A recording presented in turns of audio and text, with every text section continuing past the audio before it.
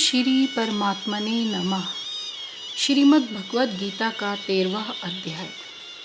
उसके उपरांत श्री कृष्ण भगवान फिर बोले, हे अर्जुन, यह शरीर क्षेत्र है ऐसे कहा जाता है, और इसको जो जानता है उसको क्षेत्रज्ञ ऐसा उनके तत्व को जानने वाले ज्ञानीजन कहते हैं। और हे अर्जुन, तू सब क्षेत्रों में क्षेत्रज्ञ अर्थात जीवात्मा भी मेरे को ही जान। और क्षेत्रज्ञ का अर्थात विकार सहित प्रकृति का और पुरुष का जो तत्व से जानना है वह ज्ञान है, ऐसा मेरा मत है। इसलिए वह क्षेत्र जो है और जैसा है तथा जिन विकारों वाला है और जिस कारण से जो हुआ है तथा वह क्षेत्रज्ञ भी जो है और जिस प्रभाव वाला है, वह सब संक्षेप से मेरे से सुन। यह क्षेत्र और क्षेत्रज्ञ का तत्व ऋषियों द्वारा बहुत प्रकार से कहा गया है अर्थात समझाया गया है, और नाना प्रकार के वेद मंत्रों से विभाग पूर्वक कहा गया है तथा अच्छे प्रकार निश्चय किए हुए युक्ति युक्त ब्रह्म सूत्र के पदों द्वारा भी वैसे ही कहा गया है। हे अर्जुन, वही मैं तेरे लिए कहता हूँ कि 5 महाभूत अर्थात आकाश, वायु, अग्नि, जल और पृथ्वी का सूक्ष्म भाव, अहंकार, बुद्धि और मूल प्रकृति अर्थात त्रिगुणमयी माया भी, तथा 10 इंद्रियां अर्थात श्रोत्र, त्वचा, नेत्र, रसना और घ्राण एवं वाक, हस्त, पाद, उपस्थ और गुदा, एक मन और 5 इंद्रियों के विषय अर्थात शब्द, स्पर्श, रूप, रस और गंध, तथा इच्छा, द्वेष, सुख, दुख और स्थूल देह का पिंड एवं चेतनता और धृति। इस प्रकार यह क्षेत्र विकारों के सहित संक्षेप से कहा गया। हे अर्जुन, श्रेष्ठता के अभिमान का अभाव, दंभाचरण का अभाव, प्राणी मात्र को किसी प्रकार भी न सताना और क्षमा भाव तथा मन वाणी की सरलता, श्रद्धा भक्ति सहित गुरु की सेवा, बाहर भीतर की शुद्धि, अंतःकरण की स्थिरता, मन और इंद्रियों सहित शरीर का निग्रह, इस लोक और परलोक के संपूर्ण भोगों में आसक्ति का अभाव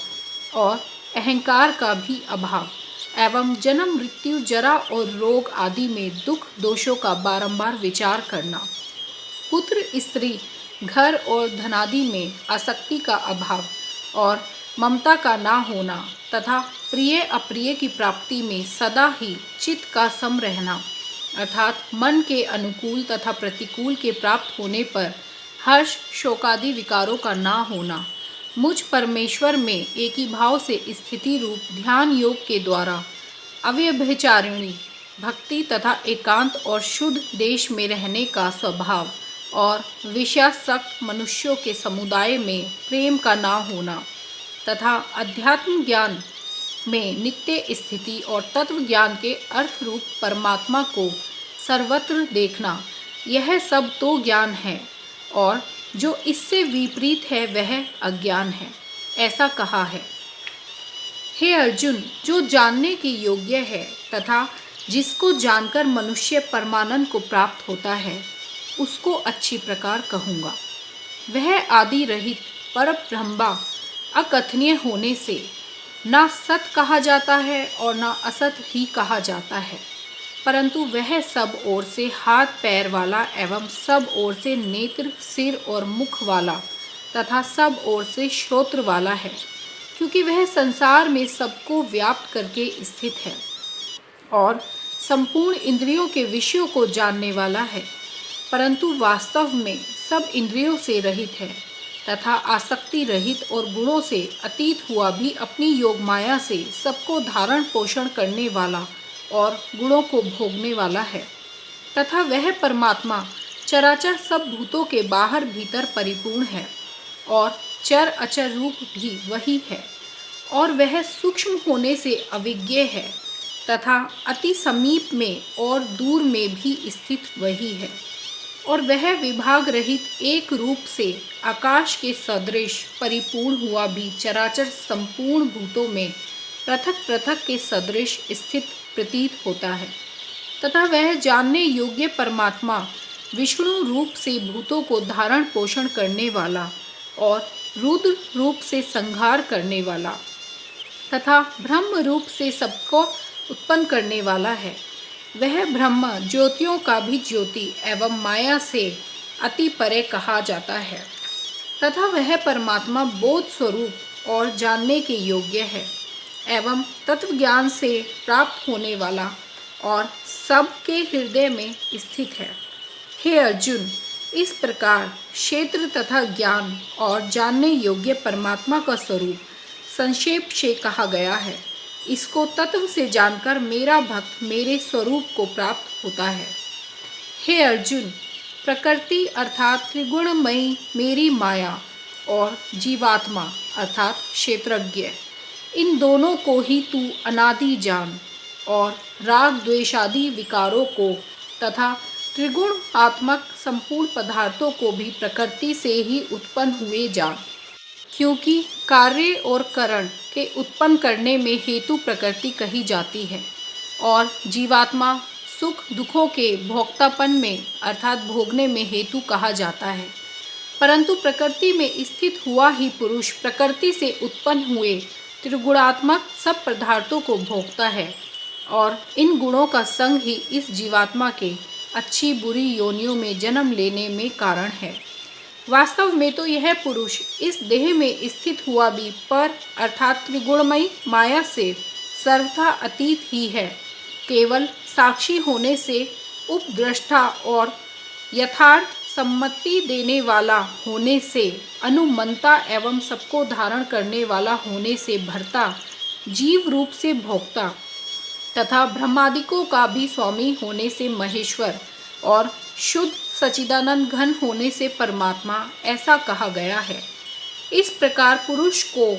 और गुणों के सहित प्रकृति को जो मनुष्य तत्व से जानता है वह सब प्रकार से बढ़ता हुआ भी फिर नहीं जन्मता है अर्थात पुनर्जन्म को नहीं प्राप्त होता है। हे अर्जुन, उस परम पुरुष परमात्मा को कितने ही मनुष्य तो शुद्ध हुई सूक्ष्म बुद्धि से ध्यान के द्वारा हृदय में देखते हैं तथा अन्य कितने ही ज्ञानियों के द्वारा देखते हैं और अपर कितने ही निष्काम कर्मियों के द्वारा देखते हैं, परंतु इनसे दूसरे अर्थात जो मंद बुद्धि वाले पुरुष हैं वे स्वयं इस प्रकार न जानते हुए दूसरों से अर्थात तत्व के जानने वाले पुरुषों से सुनकर ही उपासना करते हैं अर्थात उन पुरुषों के कहने के अनुसार ही श्रद्धा सहित तत्पर हुए साधन करते हैं और वे सुनने के परायण हुए पुरुष भी मृत्यु रूप संसार सागर को निसंदेह तर जाते हैं। हे अर्जुन, यावन मात्र जो कुछ भी स्थावर जंगम वस्तु उत्पन्न होती है उस संपूर्ण को तू क्षेत्र और क्षेत्रज्ञ के संयोग से ही उत्पन्न हुई जान अर्थात प्रकृति और पुरुष के परस्पर के संबंध से ही संपूर्ण जगत की स्थिति है। वास्तव में तो संपूर्ण जगत नाशवान और क्षणभंगुर होने से अनित्य है। इस प्रकार जानकर जो पुरुष नष्ट होते हुए सब चराचर भूतों में नाश रहित परमेश्वर को समभाव से स्थित देखता है वही देखता है, क्योंकि वह पुरुष सब में समभाव से स्थित हुए परमेश्वर को समान देखता हुआ अपने द्वारा आपको नष्ट नहीं करता है अर्थात शरीर का नाश होने से अपने आत्मा का नाश नहीं मानता है। इससे वह परमगति को प्राप्त होता है। और जो पुरुष संपूर्ण कर्मों को सब प्रकार से प्रकृति से ही किए हुए देखता है अर्थात इस बात को तत्व से समझ लेता है कि प्रकृति से उत्पन्न हुए संपूर्ण गुण ही गुणों में बढ़ते हैं तथा आत्मा को अकर्ता देखता है वही देखता है। और यह पुरुष जिस काल में भूतों के न्यारे न्यारे भाव को एक परमात्मा के संकल्प के आधार स्थित देखता है तथा उस परमात्मा के संकल्प से ही संपूर्ण भूतों का विस्तार देखता है, उस काल में सच्चिदानंद घन ब्रह्म को प्राप्त होता है। हे अर्जुन, अनादि होने से और गुणातीत होने से यह अविनाशी परमात्मा शरीर में स्थित हुआ भी वास्तव में न करता है और न लिपायमान होता है। जिस प्रकार सर्वत्र व्याप्त हुआ भी आकाश सूक्ष्म होने के कारण लिपायमान नहीं होता है, वैसे ही सर्वत्र देह में स्थित हुआ भी आत्मा गुणातीत होने के कारण देह के गुणों से लिपायमान नहीं होता है। हे अर्जुन, जिस प्रकार एक ही सूर्य इस संपूर्ण ब्रह्मांड को प्रकाशित करता है, उसी प्रकार एक ही आत्मा संपूर्ण क्षेत्र को प्रकाशित करता है। अर्थात नित्य बोध स्वरूप एक आत्मा की ही सत्ता से संपूर्ण जड़ वर्ग प्रकाशित होता है। इस प्रकार क्षेत्र और क्षेत्रज्ञ के भेद को तथा विकार सहित प्रकृति से छूटने के उपाय को जो पुरुष ज्ञान नेत्रों द्वारा तत्व से जानते हैं, वे महात्मा जन पर ब्रह्म परमात्मा को प्राप्त होते हैं।